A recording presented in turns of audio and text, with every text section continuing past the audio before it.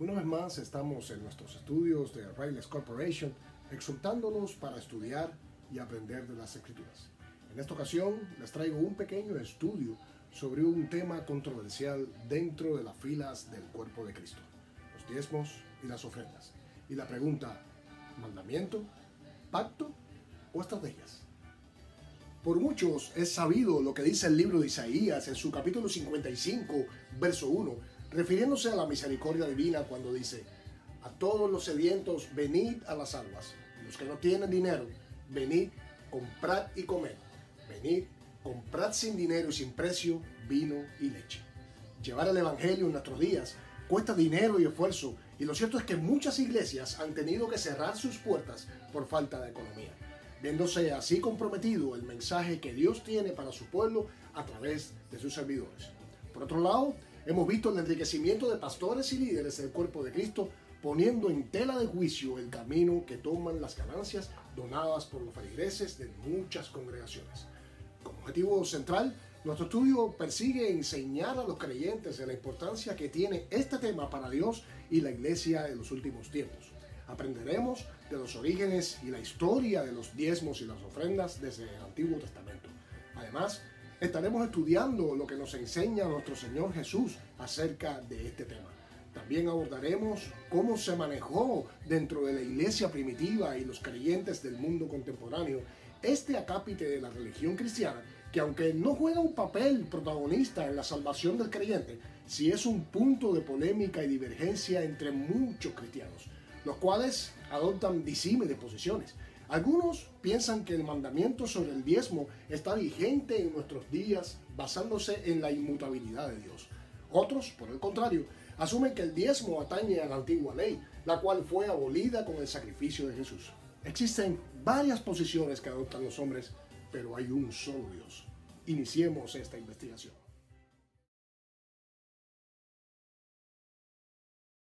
Referidos a la Biblia como nuestro libro por excelencia para consultas, nos encontramos que la ofrenda es un acto de gratitud a Dios y por ende forma parte de la adoración que le ofrecemos a nuestro Rey. Desde el libro de Génesis vemos cómo los primeros habitantes de la tierra ofrendaban a Dios. Génesis 4, versos 3 y 4 registra las ofrendas de Caín y Abel. Luego en Génesis capítulo 8, versículo 20, vemos la ofrenda de Noé al salir del arca después del diluvio. Génesis 14, en su versículo 20, aparece en la palabra de Dios la primera referencia a los diezmos. Este pasaje nos narra cómo Abraham entrega la 10ª parte de todo un botín conseguido en una batalla que libró contra 4 reyes y sus ejércitos a Melquisedec, sacerdote del Dios Altísimo. Génesis 28, versos del 20 al 22. Ahí Jacob, el hijo de Isaac, tiene un sueño donde ve una escalera que llegaba al cielo y por ella subían y bajaban ángeles. Cuando despierta, Jacob hace un pacto con Dios para entregarle el diezmo de todo lo que le diere. Muchos años más tarde, cuando los hijos de Jacob, ya el pueblo de Israel, guiados por Dios y Moisés, fueron dirigidos al monte Sinaí, donde reciben los mandamientos y se le otorgan también las estipulaciones para los diezmos y las ofrendas. La base del diezmo estaba en el concepto de que Dios es el dueño y creador de todo. Salmo 24, versículo 1 da constancia de ello cuando dice: de Jehová es la tierra y su plenitud, el mundo y los que en él habitan. Todos los seres humanos han sido creados por Dios, de modo que le debemos todo a él, hasta el aire que respiramos. De esta manera concluimos que nadie tiene nada que primero no haya recibido del Señor. Pero, un momento, volvamos con el pueblo de Israel. Además de los diezmos, los israelitas daban numerosos tipos de ofrenda a Jehová, principalmente en forma de sacrificios. Algunas de ellas son los holocaustos, la oración, las ofrendas de paz, las ofrendas por el pecado y las ofrendas expiatorias. También podían hacer ofrendas voluntarias. Algunas eran continuas y otras solo se hacían exclusivamente por alguna ocasión. Un ejemplo de ello fue la ofrenda que el pueblo de Israel dio generosamente para emprender la construcción del tabernáculo.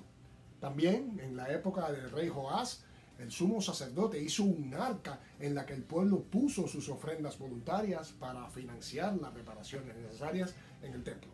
En la época del rey Ezequías, el pueblo también dio generosamente para la obra de reconstrucción requerida allí en el templo.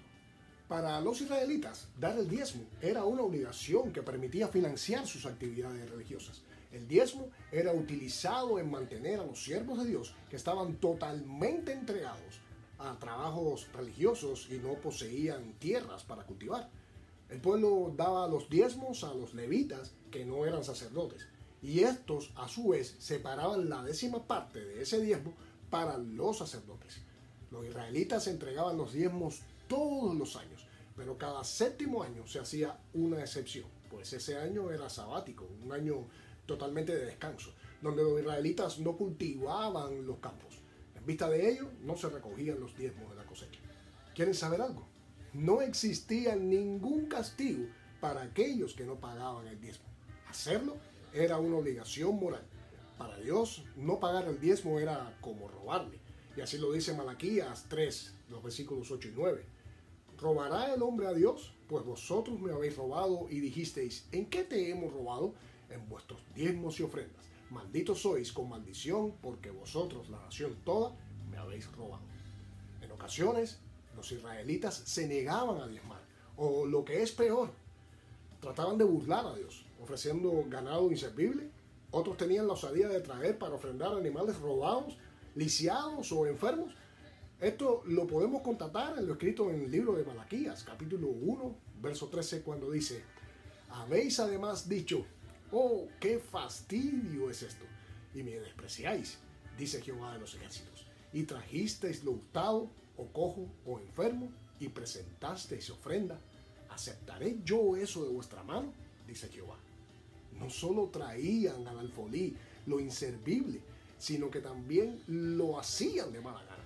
Si alguien sabía de las bendiciones y beneficios que podía proporcionar Dios, ese era el pueblo de Israel. Habiendo estudiado los orígenes del diezmo y las ofrendas y viendo el mover de Dios al respecto, podemos sacar estas 5 conclusiones. Desde el comienzo de la civilización, el hombre lleva voluntariamente ofrendas delante de Dios. Número 2. Dios mira con agrado lo dado y ofrendado desde un corazón agradecido, sincero y humilde. Número 3. No mira con agrado Dios la ofrenda tramposa y triste que puede ofrecer un corazón egoísta. Número 4. Los primeros hombres como Caín, Abel, Noé, ofrendaron a Dios. Abraham dio los diezmos a Melquisedec de todo el botín de una batalla y no registra en la Biblia que haya habido algún tipo de continuidad en esto. Solo Jacob, después Israel, hace un pacto con Dios y en este pacto Jacob demanda de Dios compañía, provisión y paz. En gratitud, Jacob le ofrece a Dios su fe y la 10ª parte de todo lo que Dios le proveyere. Para determinar lo que debemos hacer los cristianos con el tema del diezmo y las ofrendas, debemos estudiar las enseñanzas de nuestro Maestro. Durante el ministerio de Jesús y refiriéndonos a los registros que tenemos de los cuales son los 4 evangelios, Mateo, Marcos, Lucas y Juan, encontramos que en 3 ocasiones se menciona la palabra diezmo. Mateo 23:23 y Lucas 11:42, cuando dice: ay de vosotros, escribas y fariseos, hipócritas, porque diezmáis la menta y el eneldo y el comino, y dejáis lo más importante de la ley, la justicia, la misericordia y la fe. Esto era necesario hacer sin dejar de hacer aquello. Lucas 18:12 también menciona el diezmo cuando dice: ayuno 2 veces a la semana y doy diezmos de todo lo que gano. En ninguna de estas 3 ocasiones el Señor habla sobre abolir esta ley judía. Más bien, Jesús en estos 3 pasajes se refirió a la importancia de ser fieles no solo en el diezmo, sino también en las cosas espirituales. También hay que resaltar que hablaba con judíos, los cuales vivían en el viejo pacto. Por otro lado, si el Hijo de Dios hubiera querido abrogar la ley, este era el mejor momento, el momento perfecto para hacerlo. Otro que habló de este tema fue el apóstol Pablo. Aunque nunca menciona el diezmo explícitamente, el concepto está presente en sus cartas, especialmente 1 Corintios 9, los versos 13 y 14, donde establece que los ministros del Evangelio deben recibir apoyo de la misma manera que los levitas y sacerdotes fueron apoyados por el pueblo judío en el Antiguo Testamento. También en la carta a los Corintios, capítulo 16, verso 2, retoma el tema, pero ahora refiriéndose a cómo debía dar el creyente, siendo de modo proporcional a cómo era prosperado. Dado que nuestro Señor no nos dejó una instrucción exacta para los diezmos y ofrendas, podemos entonces estudiar cómo es que hacían los líderes de la iglesia primitiva con aquellos ingresos. Veamos.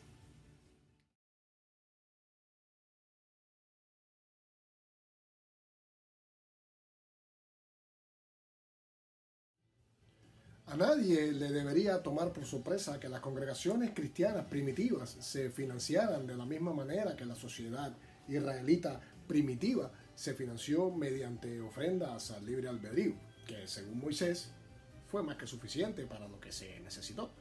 Los historiadores de la iglesia lo dejan muy claro. Las congregaciones cristianas primitivas no se financiaron con diezmo de ningún tipo. La Enciclopedia Británica nos dice que la iglesia cristiana dependió al principio de regalos voluntarios de sus miembros. El diccionario Hasting de la Iglesia Apostólica nos dice: se admite universalmente que el pago de diezmos o décima parte de las posesiones para propósitos sagrados no se halló dentro de la iglesia cristiana durante la edad cubierta por los apóstoles y sus sucesores inmediatos. Aún la iglesia católica, notoria por sus muchos planes financieros, dice en la Nueva Enciclopedia Católica: la iglesia primitiva no tuvo sistema de diezmos, no porque no hubiera necesidad de soporte financiero para la iglesia, sino porque los otros medios parecieron bastar. El Diccionario Bíblico Ilustrado Nelson, recién publicado, dice: en el Nuevo Testamento la palabra diezmo o diezmar solo aparece 8 veces. En Mateo 23, 23, Lucas 11, 42 y 18, 12, y en Hebreos 7, 5, 6 y 8 y 9. En ninguna parte el Nuevo Testamento ordena expresamente a los cristianos a diezmar. Pero veamos lo que nos dice Hechos 4, del 32 al 35. La multitud de los que habían creído era de un corazón y un alma. Ninguno decía ser suyo propio nada de lo que poseía, sino que tenían todas las cosas en común, y con gran poder los apóstoles daban testimonio de la resurrección del Señor Jesús, y abundante gracia era sobre todos ellos. Así que no había entre ellos ningún necesitado, porque todo lo que poseían, heredades o casas, las vendían y traían el producto de lo vendido y lo ponían a los pies de los apóstoles, y se repartía a cada uno según su necesidad. La iglesia primitiva compartía absolutamente todo lo que tenía. Mirando detenidamente estos 4 versículos en el libro de los Hechos, en los cuales se dan detalles de cómo vivían los primeros cristianos, podemos darnos cuenta que sus ofrendas no solo eran voluntarias y unánimes, sino que eran verdaderos sacrificios al ver las necesidades no solo espirituales o emocionales de sus hermanos, sino que también las necesidades físicas y sociales las ponían primero que las de ellos. Estas ofrendas no eran el diezmo de lo que ganaban, sino que, siendo mucho, pero mucho más drástico, vendían todo lo que poseían por el bienestar de toda la comunidad.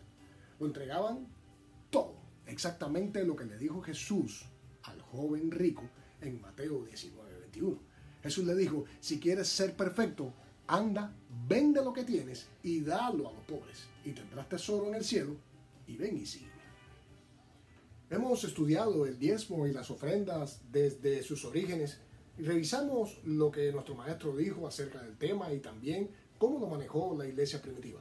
Cuando leemos declaraciones bíblicas tales como las del Salmo 24:1, somos conscientes de que nuestro Dios es dueño de todo lo que existe y el hombre administra lo que le pertenece al Señor. Como administradores, somos responsables por la forma en que manejamos lo que Él nos ha encomendado. Aquí salta una pregunta: si Dios es dueño de todo, ¿para qué quiere que le devolvamos lo que ya es de Él? Cuando Dios creó al hombre, lo hizo a su imagen y semejanza. Algunos de los atributos de Dios son la generosidad y la misericordia. Y en un intento de acercar al hombre a la estatura del varón perfecto, Dios quiere que seamos generosos y misericordiosos, así como Él lo es con nosotros. Jesús también dijo en Lucas 6:38: Dad y se os dará. Medida buena, apretada, remecida y rebosando darán en vuestro regazo. El ofrendar facilita a que Dios nos dé. Mientras más damos, más nos da Dios a nosotros. En el Antiguo Testamento, Dios mandó a su pueblo que le entregaran la 10ª parte de todo lo que ganaban. En el Nuevo Testamento, Dios no establece una regla ni una cantidad. En vez de eso, la palabra nos enseña: cada primer día de la semana, cada uno de vosotros ponga aparte algo según haya prosperado. ¿Qué porcentaje de nuestra ganancia debemos dar? Podemos tomar la 10ª parte, pero podríamos dar mucho más que eso. Esto depende de cuán agradecidos estemos por las bendiciones de Dios, qué medida de compromiso tenemos con su obra y cuán fuerte sea el deseo en nuestros corazones de que todos los hombres conozcan la verdad del Evangelio. Esto no es un mandamiento, tampoco es una imposición. Es como propongas en tu corazón. Es un pacto entre tú y el Creador. Así que concluyendo, podemos decir que la obra de Dios debe ser cubierta con generosidad, mucho mejor de lo que la ley le demanda al pueblo escogido. Suele ocurrir que las personas agradecidas y que aman a Dios lo dan todo, no solo el 10%. Ahí tenemos a la mujer que derramó el perfume de nardo sobre Jesús. Ella no calculó cuánto tenía que entregar. En cambio, los religiosos sin amor calculan todo lo que entregan y lo ven como un gasto. El diezmar es un modelo bíblico. Abraham lo hizo y no estaba sujeto a ninguna ley. ¿Habrá algún pecado por hacerlo en la gracia? Recuerda, no diezmes porque la ley te lo exige. Hazlo porque es un buen modelo a seguir, reconociendo el sacrificio que hacen pastores y líderes por llevar adelante la obra de Dios. Hazlo con gozo, con reverencia y humildad, sabiendo que Dios ama al dador alegre. Si te ha gustado este video, déjame un like y compártelo. Dios te siga bendiciendo. Chao, sigue adorando.